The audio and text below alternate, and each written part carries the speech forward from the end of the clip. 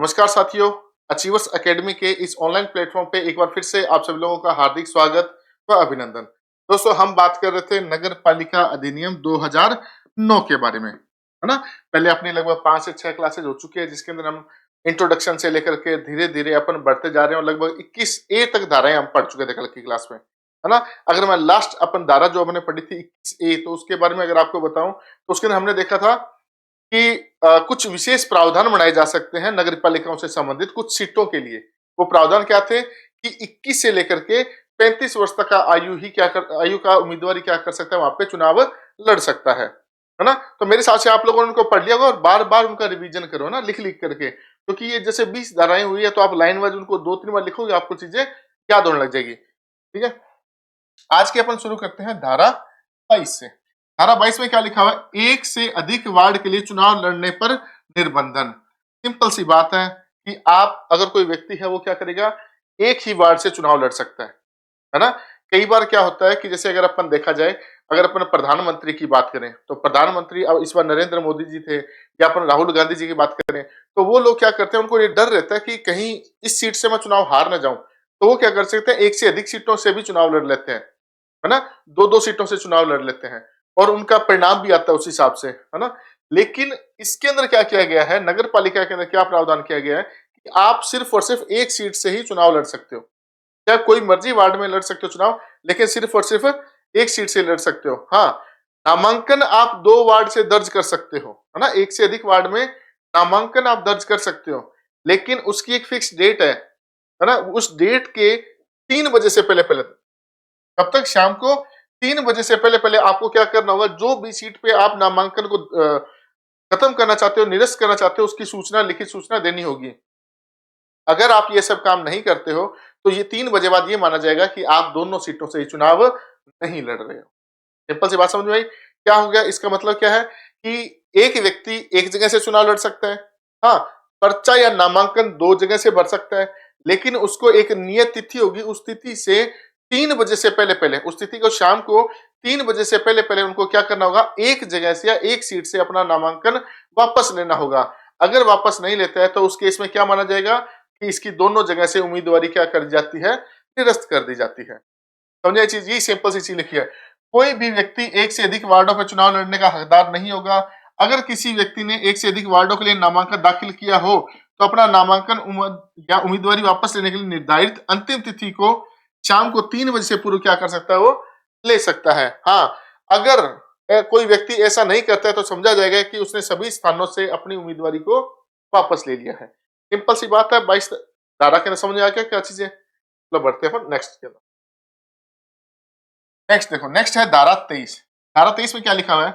ज्ञानों, ध्वनि विस्तारकों आदि के उपयोग पर निर्बंधन। सिंपल सी बात लिखी हुई है कि जब चुनाव होते हैं उस समय पे आप एक्सेसिवली जो गाड़ियों का यूज करते हो या फिर आप जो साउंड सिस्टम का यूज करते हो, उस पर अगर अगर ध्यान रखना, अगर की बात कर रहा हूं, अगर चुनाव आयोग चाहे तो उस पर रोक लगा सकता है ना। क्या कर सकता है? जितने भी वाहन हैं जिनका यूज कर रहे हैं उन पर, इसके साथ साथ जिनके ऊपर पोस्टर वगैरह लगे हो, है ना, प्लस इसके साथ साथ में जो ध्वनि विस्तारक मतलब जो उनका अनाउंसमेंट करते रहते हैं, है ना, तो उस चुनाव के संबंध में, तो उन पे क्या किया जा सकता है, रोक लगाई जा सकती है अगर चुनाव आयोग चाहे तो। इसका क्या है, नगर पालिका के निर्वाचन के लिए अधिसूचना के प्रकाशन की तारीख से निर्वाचन की संपूर्ण प्रक्रिया पूर्ण होने तक उम्मीदवार या उसके द्वारा प्राधिकृत अभिकर्ता एजेंट द्वारा यानों या ध्वनि विस्तारकों पर प्रतिबंध लगाया जा सकता है। होर्डिंग्स पे, बोर्ड्स पे रोक लगाई जा सकती है ना। आमतौर पे ये होती है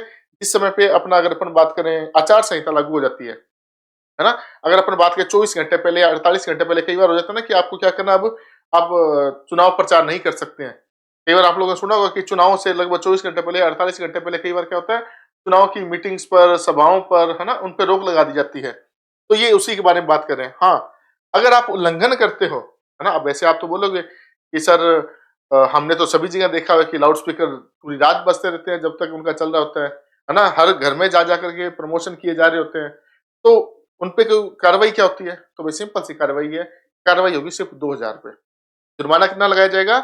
2000 रुपए यहाँ पे जुर्माना लगाया जाएगा। और ध्यान रखना, जितने भी ये क्वेश्चन होते हैं जुर्माने वाले या सजा वाले, वो क्वेश्चन अक्सर एग्जाम में पूछ लिए जाते हैं, तो आप क्या किया करो, उनको थोड़ा सा अच्छे से याद कर लिया करो, है ना। तो यहाँ पे ध्वनि विस्तारकों या फिर इन पे अगर रोक लगाई गई है चुनाव आयोग के द्वारा, फिर भी अगर कोई उम्मीदवार या उसके द्वारा अभिकर्ता या एजेंट इस चीज को यूज कर रहा है, तो कितना जुर्माना लगाया जा सकता है? 2,000 लगाया जा सकता है। इसलिए कोई डरता ही नहीं है, सभी सोचते हैं कि रहने दो, कोई बात नहीं, 2,000 रुपए देने लगा देंगे। वैसे ही 2-3-5 लाख रुपए खर्चा ही रहा, तो 2,000 में क्या जा रहा है। अभी क्या है, इसकी थोड़ी सी नियम को सख्त बनाने के लिए एक और कानून इसके जोड़ा गया था, जिसके तहत क्या किया गया है, अब 6 वर्ष तक न्याय नगर पालिका के सदस्य चुने जाने पर प्रतिबंध भी लगा दिया जा सकता है। अगर किसी व्यक्ति ने जो प्रतिबंध लगा दिया गया कि आप अब से कोई भी ऐसा प्रचार प्रसार नहीं करोगे, फिर भी कोई व्यक्ति करता है, बार बार रोकने पर भी किए जा रहा है, तो उस पर क्या किया जा सकता है, संज्ञान लेते हुए, जो संगीन जुर्म के कैटेगरी में रखते हुए इसको क्या किया जा सकता है, 6 वर्ष के लिए नगर पालिका के जो सदस्य चुने जाने पर प्रतिबंध लगाया जा सकता है। सिंपल सी बात है, उसको बैन कर देंगे 6 साल के लिए। अच्छा, 6 साल के लिए क्यों? क्योंकि अगर आप गौर से देखोगे इस चीज को, तो 6 साल का मतलब हो गया 2 नगर पालिका चुनाव, है ना। क्योंकि जैसे अगर देखा जाए, एक नगर पालिका चुनेगी, वो 5 साल तक रहेगी, उसके बाद फिर वापस से चुनाव होंगे, तो वापस से चुनाव यहाँ से स्टार्ट होंगे, 1 साल तक तो फिर भी नहीं दे सकता। तो कुल मिलाकर के 10 साल तक, ऐसे समझ लो आप मोटा मोटा तौर पे, 2 नगर पालिका चुनाव तक बंदा क्या नहीं कर सकता, बाद में चुनाव नहीं लड़ सकता।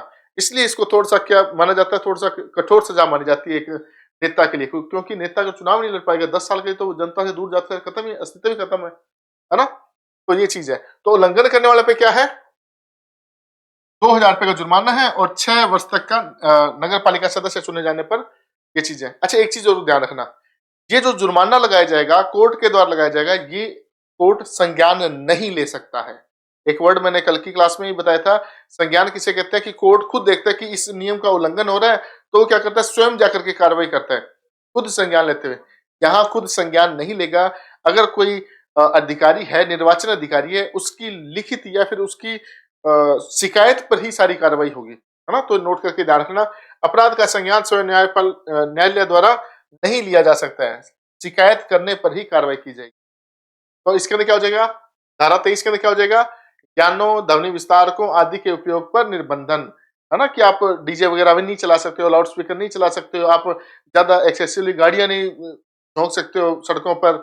इसके साथ साथ में अगर उल्लंघन करते हो, तो क्या सजा का प्रावधान है, 2,000 रुपए का जुर्माना है, या फिर 6 साल तक के लिए उसको क्या कर दिया जाएगा, बैन कर दिया जाएगा। और क्या इसके अंदर न्यायालय खुद संज्ञान ले सकता है, तो संज्ञान नहीं ले सकता है। समझ आएगी इतनी बात। चलो अब आगे देखते हैं, धारा 24। धारा 24 भाई बहुत बड़ी धारा है। इसके अंदर मोटा मोटा तौर पे क्या चीजें बताई जाएगी, कि एक व्यक्ति सदस्य बनने या चुनाव लड़ने के लिए कौन कौन व्यक्ति को जो अयोग्य होगा, और कौन कौन व्यक्ति है जिसपे कौन कौन सी अयोग्यताएं जो अपन मान के चलते हैं वो लागू नहीं होगी। तो सिंपल सी क्या बातें इसके देखेंगे, अयोग्यताएं देखेंगे, किस किस व्यक्ति को अयोग्य घोषित किया जा सकता है। लंबी धारा है ना, खूब सारे पॉइंट, लगभग मेरे ख्याल से 25 से 30 पॉइंट आएंगे इसके अंदर, लेकिन सारे सिंपल सिंपल से, अगर आपने 1-2 बार रिवीजन कर लिया तो आपके दिमाग में आ जाए कि क्या चीज के बारे में बात हो रही है। हाँ, इन्हीं के अंदर क्या होता है, सत्य असत्य टाइप क्वेश्चन बनाए जाते हैं, तो आपको थोड़ा सा इसमें क्या करना है, दिमाग खुला रखना है, बाकी चीजें आपको समझ में आ जाएगी। अच्छा, एक व्यक्ति सदस्य बनने के लिए अयोग्य हो जाएगा यदि, यदि क्या है, नैतिक अधमता के लिए दोषी ठहराया गया है, वह 6 साल के लिए अयोग्य रहेगा।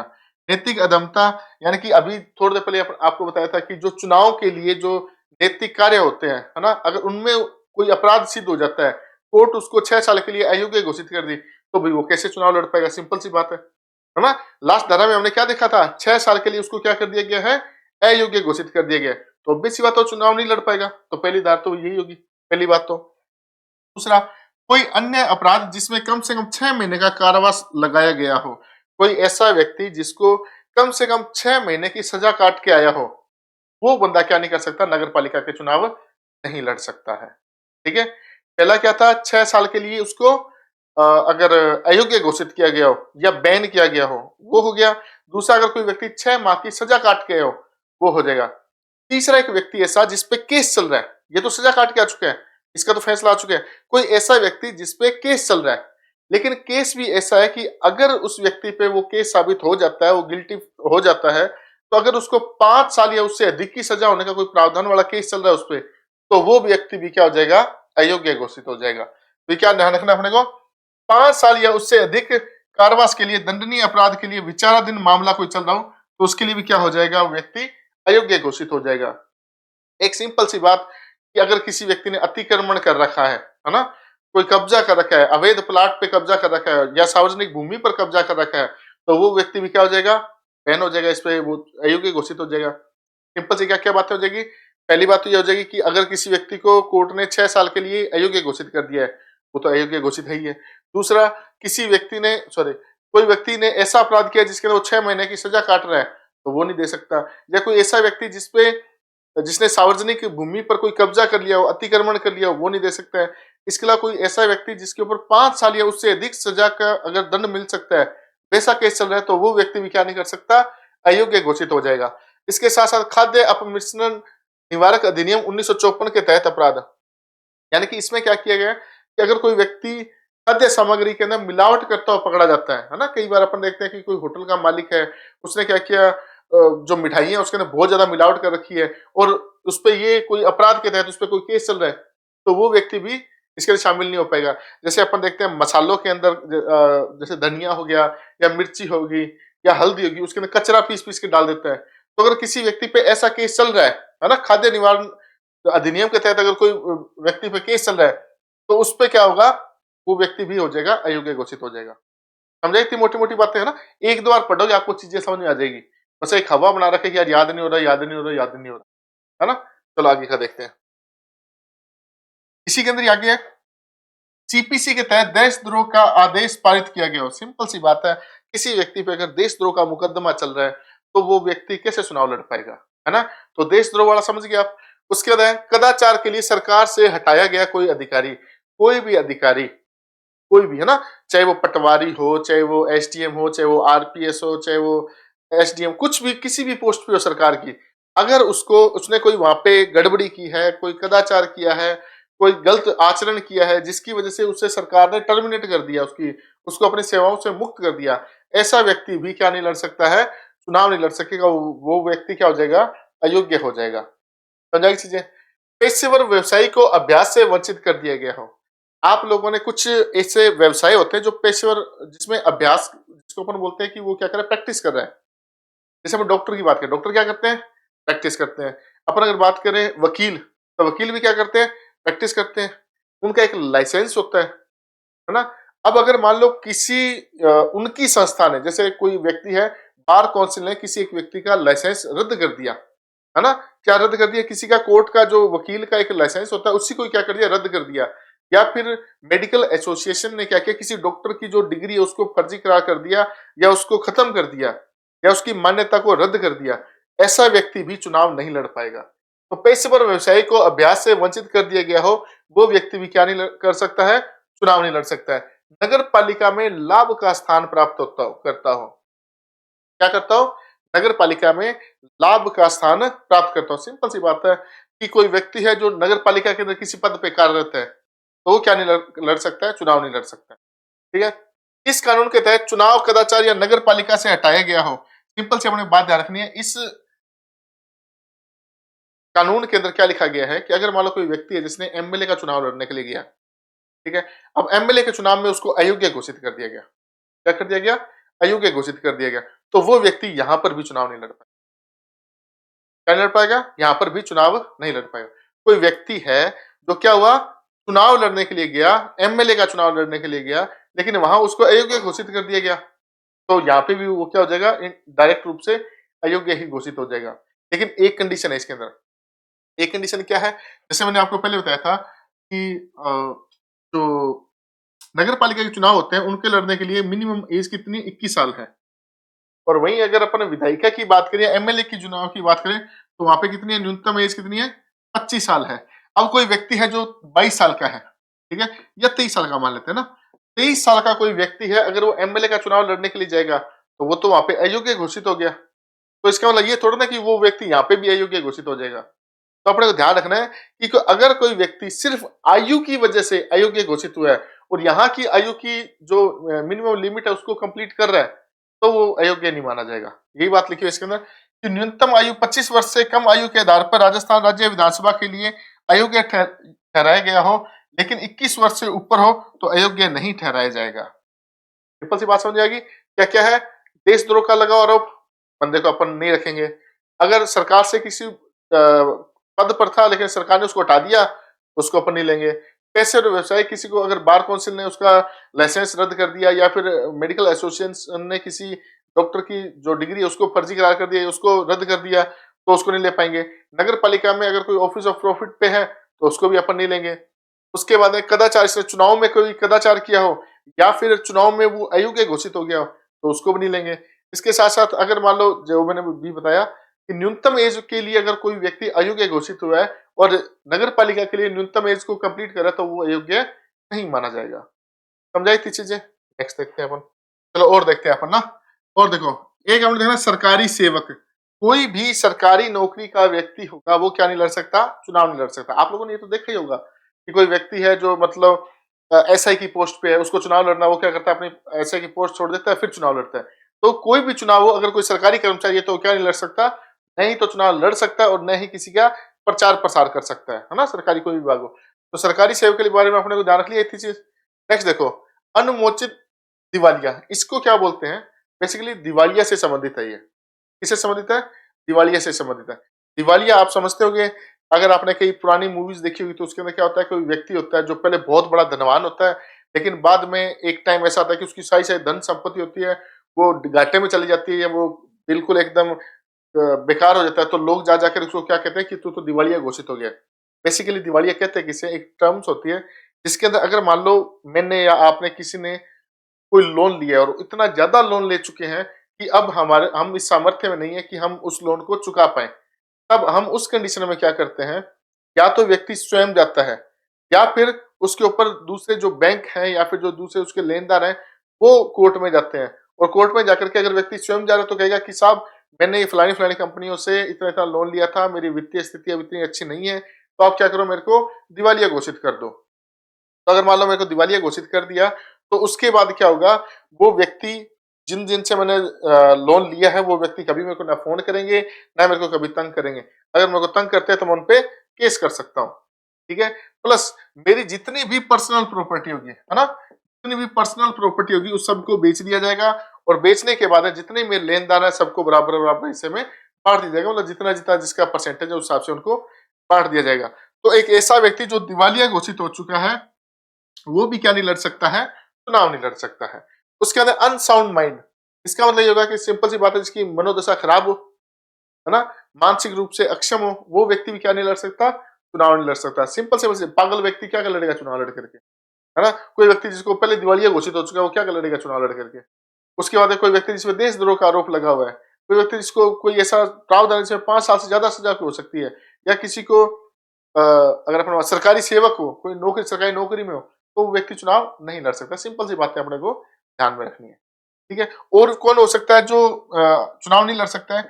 एक ऐसा व्यक्ति जो किसी अनुबंध से नगर पालिका से अनुबंधित है। किसी अनुबंध से मतलब जैसे मान लो किसी नगर पालिका को चाहिए कि हमारे को गाड़ियां चाहिए ना, ट्रक चाहिए कूड़ा उठाने के लिए, तो मैं जाता हूं, मैं जाके बोलता हूँ कि साहब मैं हर साल आपको ट्रक प्रोवाइड करवाया करूंगा डेली बेस पे, तो आप मेरे साथ क्या करो, कॉन्ट्रैक्ट कर लो। तो मेरा ऐसे हो गया कॉन्ट्रैक्ट उनके साथ में, है ना। तो उस कंडीशन में क्या होगा, मैं या मेरे परिवार का कोई सदस्य है ना, या तो मैं और मेरे परिवार का सदस्य भी उस समय पर नगर पालिका का चुनाव नहीं लड़ पाएंगे। इवन मैं ही नहीं, अगर मेरा कोई पार्टनर है उस धंधे के अंदर तो वो भी और उसका भी परिवार क्या नहीं लड़ पाएगा, चुनाव नहीं लड़ पाएगा। समझाई चीजें क्या है। तो ये ऑफिस ऑफ प्रॉफिट का ही मेन एक हिसाब से देखा जाए तो नाम हो गया कि मैं अगर मान लो कोई व्यक्ति हूँ जिसके मान लो अगर अपने ट्रक चलते हैं या फिर छोटी मोटी उसमें कैंटीन है उसका ठेका मैंने ले रखा है वहां पे, या और बड़े छोटे जितने भी ठेके नगर पालिका सारे के अंदर मैंने पैसा लगाया हुआ है या मैंने अनुबंध उनके साथ किया हुआ है, तो उस केस में क्या होगा, न तो मैं चुनाव लड़ पाऊंगा नहीं मेरे घर का कोई और अन्य सदस्य चुनाव लड़ पाएगा। इतना सा मोटा मोटा तौर पर अपने क्या ध्यान रखना है, ध्यान रखना है। समझा गई इतनी चीजें। चलो आगे की देख। अच्छा, कौन कौन से ऐसे केस हैं जिनमें कोई व्यक्ति अयोग्य नहीं होगा? कौन कौन से ऐसे केस है? अब तक तो अपन देखा ये व्यक्ति अयोग्य होंगे। अब देखते हैं कौन कौन से व्यक्ति हैं जो अयोग्य नहीं होंगे। प्रबंध निदेशक या एजेंट को छोड़कर शेयर धारक, मतलब अगर अपन बात करें जैसे आपने शेयर खरीद रखे है ना, नगर पालिका से संबंधित कोई व्यक्ति है जिसमें इसने खर्चा कर रखा है नगर पालिका में, लेकिन मैंने उसका शेयर होल्डर हूं मैं, मैंने उसके शेयर खरीद रखे हैं, तो मैं भी चुनाव लड़ सकता हूँ। मेरे को कोई लेना देना नहीं उस कंपनी से। लेकिन मैं क्या करूँ, मैंने उसके शेयर खरीद रखे हैं, लेकिन मैं उसका डायरेक्ट पार्टनर नहीं हूँ। तो मैं क्या लड़ सकता हूँ, चुनाव लड़ सकता हूँ। डिबेंचर धारक नगर पालिका में ऋण में ब्याज। जिस प्रकार से अगर मान लो किसी व्यक्ति के पास पैसा होता है, जैसे मेरे पास या किसी पर्सन के पास में 1 करोड़ रुपए है। अब वो चाहता है कि वो नगर पालिका को 1 करोड़ रुपए ऋण पे देना चाहता है। ठीक है, तो वो क्या करेगा, नगर पालिका में जाएगा, नगर पालिका में जाकर के बोलेगा कि ये लो मेरे 1 करोड़ रुपए, और मैं क्या करता हूँ आपसे ऋण देना चाहता हूँ आपको। तो नगर पालिका क्या करेगी, इसको एक पट्टा देगी, या फिर उसको एक लिखित पट्टा देगी, जिसके अंदर सारी सारी जितनी भी जानकारी है सारी सारी लिखी होगी कि किस दर पे इनको ब्याज दिया जाएगा, कितनी अवधि के लिए ब्याज, ये जो पैसा है वो लिया जा रहा है। तो मतलब कुल मिला के जब नगर पालिका उधार लेती है ना, तो उस समय पे क्या किया जाता है, ऐसा व्यक्ति भी चुनाव लड़ सकता है। भी उसने तो क्या उधार दिए है ना, तो ये व्यक्ति क्या लड़ सकता है, चुनाव लड़ सकता है। संपत्ति के पट्टे, बिक्री खरीद में ब्याज। अगर मान लो कोई व्यक्ति जैसे संपत्ति है कोई, उसको बेचा जा रहा है ना, बेचा किसके जा रहा है, नगर पालिका के द्वारा, तो उसको खरीदने वाला व्यक्ति या उससे संबंधित कोई व्यक्ति को उसको कोई लेना देना नहीं होगा इस चीज से। समझे इस चीज को भी। समाचार पत्र में रुचि, जिसमें नगर पालिका अपना विज्ञापन प्रकाशित करती है। कोई ऐसा समाचार पत्र है जिसमें नगर पालिका क्या कर रही है, हर बार विज्ञापन जारी करवा रही है, तो उसके जो कर्मचारी होंगे वो तो लड़ सकते हैं अभी, उनका उसमें अयोग्य घोषित नहीं होंगे, क्योंकि उनका उन संस्था के साथ में है, इन कर्मचारियों के साथ में नहीं है। ठीक है, तो जिसमें आप विज्ञापन प्रकाशित करें, उनकी कोई दिक्कत नहीं है। किसी व्यक्ति की वस्तु की सामयिक बिक्री में रुचि। ये जो लाइनें हैं वो सिंपल सिंपल क्या है, आपको नगर पालिका एक्ट से उठाएगी, तो आपको इसमें थोड़ा सा समझने की जरूरत है बस। इस लाइन का मतलब क्या है, किसी वस्तु की सामयिक बिक्री में रुचि। सिंपल सी बात है, जैसे मैंने अभी थोड़ी देर पहले आपको बताया, कौन व्यक्ति अयोग्य घोषित होगा। उसके अंदर हमने बात की थी कि एक व्यक्ति कोई कॉन्ट्रैक्ट करता है कि हमारे को ये सामान प्रोवाइड कराएगा, है ना। अगर मैंने कॉन्ट्रैक्ट लिया हुआ है, ठेका लिया हुआ है, तो उस समय पे क्या होगा, मैं अयोग्य घोषित हूँ। लेकिन यही अगर मान लो मेरे अपने यहाँ पे कोई प्रोग्राम है ना, जैसे कि कोई नगर पालिका में कोई 10 लोग नए आ चुके हैं, उनके स्वागत के लिए हमारा छोटा मोटा कोई प्रोग्राम कर रहे हैं, तो मेरे को 5 किलो मिठाई चाहिए, 5 किलो रसगुल्ले चाहिए। तो जब वो 5 किलो रसगुल्ले मैं मंगवाऊंगा, किसी एक वेंडर से मंगाऊंगा, या मैं किसी एक होटल वाले से मंगाऊंगा, तो वो जो होटल वाला व्यक्ति है वो अयोग्य घोषित, क्योंकि वो क्या कर रहा है, वो एक टाइम के लिए, एक सामयिक जरूरी है, क्या है, सामयिक बिक्री है, एक समय के लिए बस मेरे को रिक्वायरमेंट है, उसके बाद मेरे को कोई रिक्वायरमेंट नहीं है। तो सामयिक बिक्री वाली कोई वस्तु होगी, चाहे कोई भी हो, छोटी मोटी चीज, चाहे पानी के कैंपर मंगवा लिए हो, चाहे मिठाई मंगवा ली हो, या टिफिन मंगा लियो, कोई आया हो खाने मंगा लिया हो, तो वो सब चीजें क्या होती है, सामयिक बिक्री में आती है। तो किसी व्यक्ति से ऐसा नहीं कि किसी होटल वाले से गए अपन कि लाओ भाई 5 किलो मेरे को लड्डू दे दो, उसे लड्डू दे दिए, अब तुम, अब क्या हो जाएगा, आज के बाद में चुनाव नहीं लड़ पाएगा, तो ऐसा नहीं होता भाई, है ना। अच्छा, दूसरी चीज, 2,000 या अधिकतम 5,000 के लिए कभी कभी किसी वस्तु को किराए पे देने या किराए पे लेने की रुचि वाले व्यक्ति भी क्या नहीं होंगे, अयोग्य घोषित नहीं होंगे। सिंपल सी बात है, जैसे मान लो अपन कोई काम चल रहा है, सड़क का काम चल रहा है ना, अब उस समय पे क्या है, अपने को एक नाली खोदनी है, नाली खोद करके सड़क खोदनी है, सड़क के अंदर नाली डालनी है अपने को। अब उस समय क्या खोदने के लिए हमारे को क्या चाहिए, फावड़ा चाहिए। ठीक है, उसको ड्रिलर मशीन चाहिए अपने को, जो ड्रिल कर सके, उसको खोद सके। उस समय पे क्या होगा, हमारे को जरूरत क्या है, अभी की जरूरत है। ऐसा नहीं है कि हमारे को रेगुलर उसकी जरूरत पड़े, मेरे को अभी जरूरत है, मेरे को अभी इसको खोदना है, और उसके बाद में इसमें से मेरे को पाइप डालनी है इसके अंदर। तो उस समय पे क्या होगा, मरम्मत का कोई काम चल रहा है, कहीं से कोई जगह टूट गई है, उसको ड्रिल मशीन चाहिए मेरे को।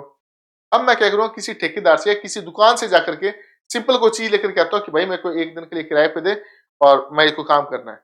अगर कोई चीज इसका किराया 2,000 से लेकर के या अधिकतम 5,000 के बीच बीच में है, उसका अगर अपन डेली बेस पे या कभी भी अपन किराए पे ले रहे हैं उसको, तो वो व्यक्ति भी अयोग्य घोषित नहीं।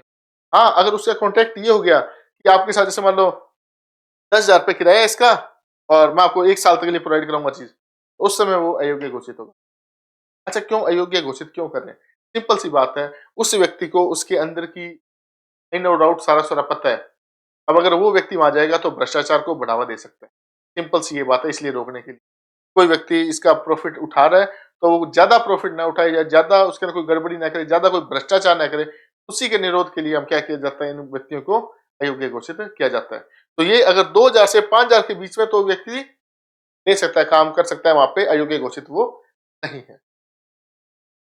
और देखते हैं, उस नगर पालिका या उस नगर पालिका के खिलाफ मुकदमा लड़ने वाला वकील, है ना।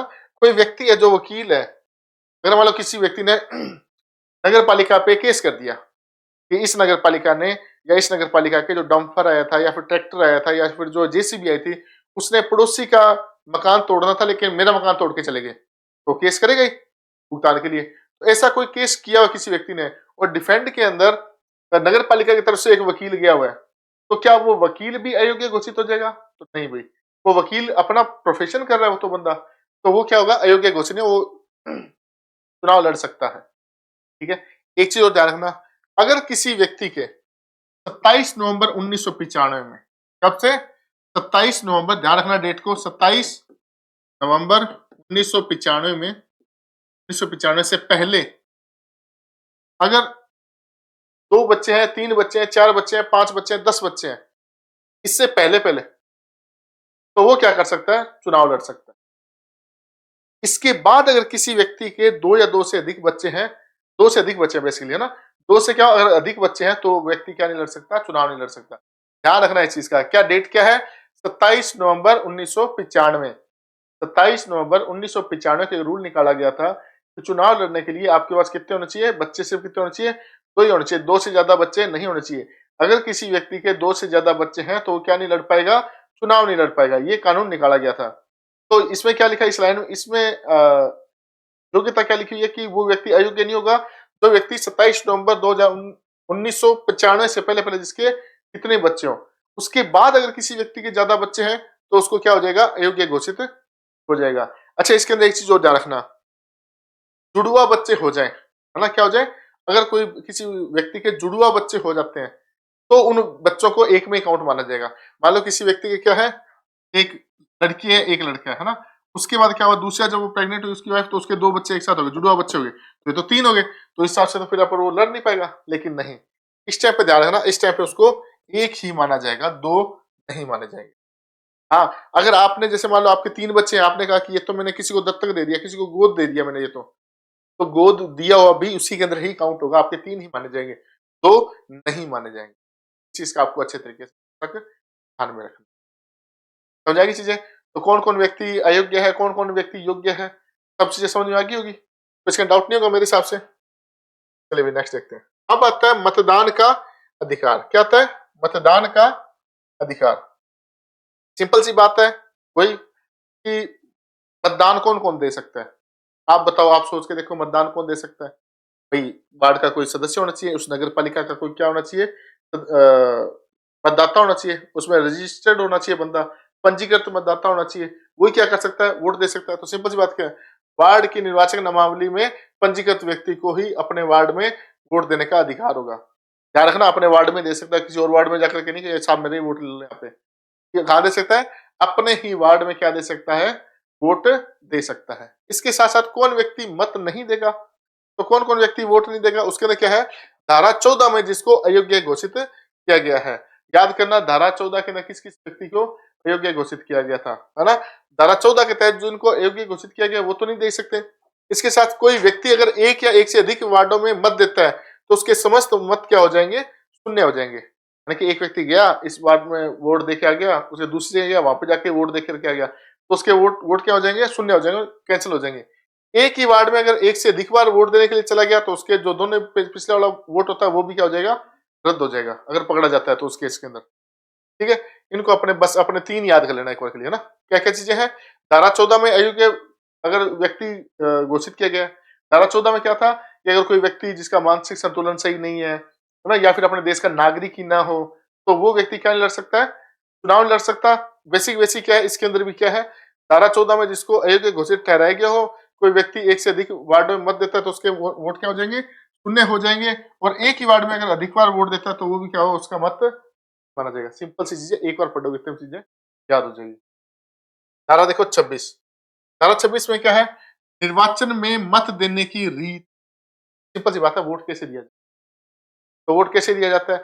या तो आप बैलेट पेपर पे ठप्पा लगा के दे दोगे या फिर वोटिंग मशीन में दे दोगे। तो वोट बैलेट पेपर पे ठप्पा लगा करके या फिर वोटिंग मशीन द्वारा दिया जा सकता है। हाँ, अगर आप बैलेट पेपर पे जाकर के ठप्पा लगा रहे हो तो उस समय पे क्या होगा? जैसे मान लो ये लिखा है ना, इसके अंदर 5 मतदाता की फोटो बनी हुई है ना, ये 5 मतदाता, ये 4 मतदाता मान लेते हैं। आपने क्या किया? इस पे भी ठप्पा मोहर लगा दिया, इस पे भी मोहर लगा दिया, तो उस समय क्या होगा? आपको सबको ही पता है, उस समय ये वोट ही का पूरा पूरा क्या हो जाएगा? रद्द हो जाएगा, सिंपल सी बात लिखी है। यदि एक निर्वाचक ने एक से अधिक उम्मीदवारों को वोट देता है तो उसके वोट क्या हो जाते हैं, रद्द हो जाते हैं। तो धारा कौन सी होगी ये, धारा 26। 26 क्या कह रही है, निर्वाचन में मत देने की रीत। इसके अंदर क्या होता है, वोट कैसे कैसे दे सकते हैं और कैंसिल किस हिसाब से हो सकता है, समझिए इस बात को। चलिए हम नेक्स्ट देखते हैं। चलो अगला देखते हैं, धारा 27, आकस्मिक रिक्तियां किस प्रकार से भरी जाएगी। सिंपल सी बात है कि अगर मान लो जैसे चुनाव हो गए, सब कुछ सही इस तरीके से बैठ गया, बढ़िया तरीके से अपनी नगर पालिका चल रही है, बीच में कोई एक कैंडिडेट मर जाता है ना, या अपनी सदस्यता को छोड़ देता है, उस समय पे उस कंडीशन के अंदर क्या कुछ चीजें होगी, वो इसके अंदर बताया कि आकस्मिक रिक्तियां। आकस्मिक रिक्तियां मतलब या तो कोई अपने पद से त्याग दे दे, या कोई व्यक्ति हो जो कदाचार में पकड़ा गया हो, या फिर किसी व्यक्ति की मृत्यु हो जाती है, तो उस समय पे क्या होगा, वैकेंसी वैकेंट होगी सीट, उस समय पे क्या होगा, उपचुनाव द्वारा भरी जाएगी। क्या की जाएगी, उपचुनाव द्वारा भरी जाएगी। नया उम्मीदवार केवल शेष कार्यकाल के लिए सीट दान करेगा। मान लो कोई 1.5 साल के लिए या कोई नगर पालिका का कार्यकाल स्टार्ट हुआ, 2 साल बाद में क्या हुआ, कोई व्यक्ति एक कैंडिडेट मर जाता है, तो जो नया कैंडिडेट आएगा वो अगले जो बचा हुआ टाइम है, रिमेनिंग जो टेन्योर है 3 साल, उसके लिए क्या करेगा, वो सिर्फ चुनाव लड़ेगा। इसके लिए क्या करेगा, उसका कार्यकाल कितना होगा, 3 साल ही होगा। अच्छा, आरक्षित सीट होगी, ऑब्वियस सी बात है, अगर मान लो कोई आरक्षित सीट है SC/SC कैंडिडेट के लिए, तो वहाँ पे SC/ST कैंडिडेट आएगा। अगर किसी महिला के लिए आरक्षित है तो महिला आएगी वहां पे, है ना, ज्यादा कोई बात बताने के लिए है नहीं। अच्छा, 6 माह के अंदर हमारे को क्या करवाने होते हैं, उपचुनाव करवाने होते हैं। प्लस अगर 6 माह ही समय रहा है, अगर मान लो चुनाव होने वाले हैं, कोई व्यक्ति है जो जैसे सही तरीके चलता रहा, 4 साल और 8 महीने बाद किसी व्यक्ति की उम्मीदवार की क्या हो जाती है, या जो सदस्य है उसकी मृत्यु हो जाती है, तो पीछे टाइम कितना बचा, 4 महीने का। तो 4 महीने का अगर टाइम बचा हो तो हम क्या नहीं करते, उस समय पे उपचुनाव की प्रक्रिया नहीं दोहराई जाती। 1-2 बार 2-3 बार पढ़ना इन चीजों को, अपने आप याद होने लग जाएगी। सिंपल इनके अंदर की बातें अभी याद करनी है अपने को, है ना। लेकिन जितनी भी धाराएं हैं, उन धाराओं को अपन ट्रिक के माध्यम से अपन याद कर लेंगे, है ना। तो ज्यादा धाराओं के अंदर टेंशन लेने की जरूरत नहीं है। आपको अंदर जो चीजें हैं जिनसे अप्लाइड क्वेश्चन पूछे जा सकते हैं, उनको आपको क्या करना है, अच्छे तरीके से पढ़ना है, अच्छे तरीके से याद करना है। ठीक है, तो आज की क्लास में पढ़ते हैं अपन इतना ही। अपन मिलते हैं नेक्स्ट क्लास में। Thank you so much.